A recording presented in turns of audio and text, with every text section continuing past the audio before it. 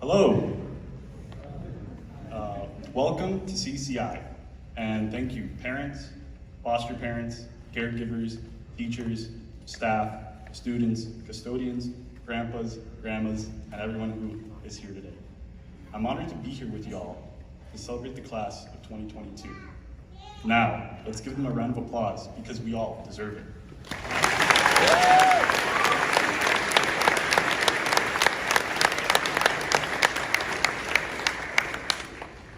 If I'm being honest with all of you, I never would have expected myself, a first-generation Afro-Latino Canadian, be giving this address to you all today.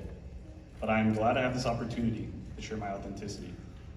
I appreciate everyone who trusted in me to deliver this speech today, and just know that I will carry you all in my heart wherever I go. The season of fall represents the beginning of a new journey, and in 2018, this is exactly what occurred. Walking through these doors of Central Elk was like stepping into a new world and experiencing the risks and challenges it presented us. Figuring out what classes we had, what time everything started, as well as what side of the hallway to properly walk on. Some of us still struggle with that last part. It was nerve-wracking as well as tedious at points, but through those moments, we met incredible people, formed new relationships, and created memories. Bunch, color run, Titan training day, Titan proving day, school dances, sports, band, school plays, and so much more showed us that this new experience could have some cool times to it. As time went on, we were able to understand more and more about ourselves and who we are. We got to have a fun time doing it, and that's what counts. We learned how to be a part of a team, understand different perspectives, and put ourselves in unique situations and countless other activities CECI provides us so that we could become better people. Today, for many of us, marks the last day of our high school career. We have spent 4 years together in harmony, knowing what each day would bring us. However, from tomorrow onward, we will be by ourselves, becoming nomads, venturing into the unknown, and trying to understand as much as we can about this thing called life. There will be no book or teacher to give us the answers this time. To show us our own story, we must choose it for ourselves. Many of us will gladly give away this freedom and give in to be tied down to something. And in that process, we can lose what dreams, hopes, and desires gain in these last 18 years of life. Or we can find another way and climb our way back into the light to show people what we are truly made of. We must not dismiss our unconscious impulses, but to trust our intuition and to follow the path we see fit. The power that must be unleashed to achieve the impossible is one that we can find within ourselves. But we must give it time though. The ideas will come, life will shake us around, roll us up a bit, hell, maybe embrace us, but we will get there.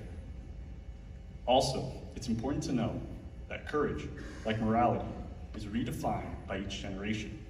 The dangers that we know now cannot be dismissed, only looked upon. And with this comes how we choose to define our own lives. Will it be by the truth we find for ourselves and make our own reality? Or rather, the countless stories told on our behalf? For each of us, we will decide how we want to be remembered and create our identity around it. These next few years will be the birthplace, or to better say, the foundation for our ideas to prosper and allow us to push ourselves to the place we need to be. None of them will be the same, and each step that is taken will expand the knowledge of what we once believed to be achievable, making us further understand how we can truly change the world.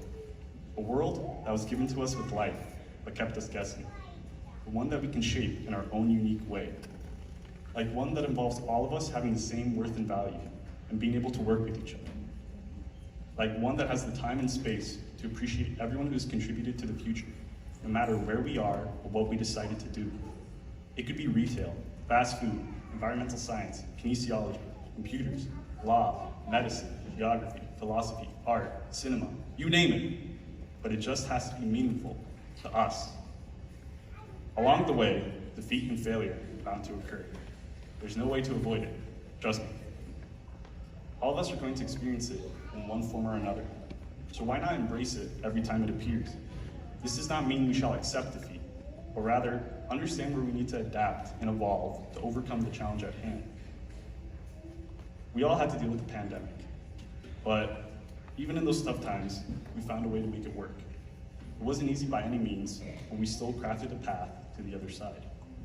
By being able to do this, we can push the boundaries we once set for ourselves and break the limits of what was only possible. By the way, during this time, some of us will arrive to our destination later than others, while some can arrive early. But with this, it's important to know that we will all arrive where we need to be when the time is right. Now, finally, to all of you wonderful people I got to spend the last 4 years of my life with, I'd like to thank you. Thank you for making this the best experience anyone could ask for. I will never forget you guys. We went on a journey together where none of us were prepared to deal with what lied ahead, but one that never left anyone out of the picture. Saying this goodbye is one of the hardest things I have to do, but I know looking back on all this, everything we accomplished, the memories we created, and the story we left behind, it's something to be proud of. Let's hope this is not the last time we see or hug each other, but more like a temporary goodbye. Safe travels to wherever life may take us, and lots of love to those who will accompany you. Thank you.